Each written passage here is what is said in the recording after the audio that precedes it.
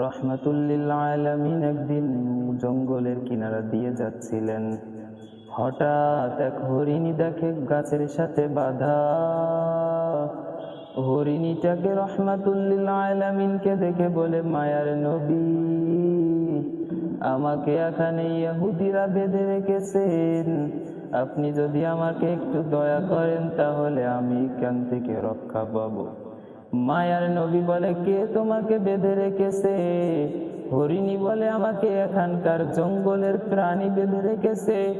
রহমাতুল্লিল আলামিন ওই প্রাণীকে খোঁজার জন্য তার বাড়িতে গেলেন।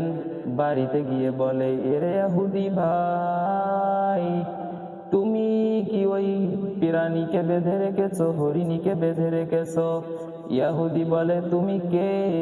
রহমাতুল্লিল আলামিন বলে, আমি রহমতের নবী, আমি আব্দুল্লাহর ছেলে মুহাম্মদ।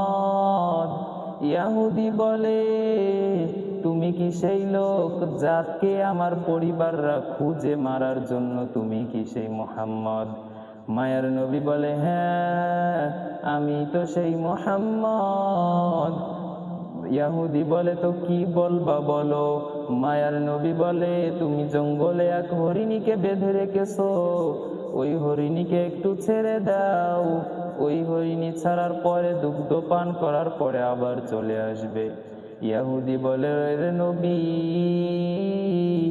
আপনি কিভাবে ভাবলেন একটা প্রাণীকে ছাড়ার পরে আবার সময়ের মধ্যে চলে আসবে?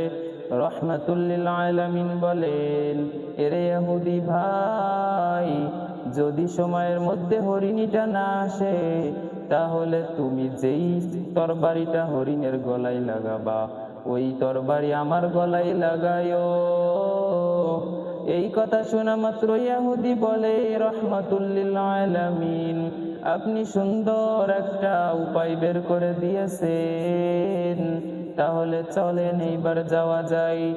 রহমতের নবীও যায়, ইহুদিও যায়।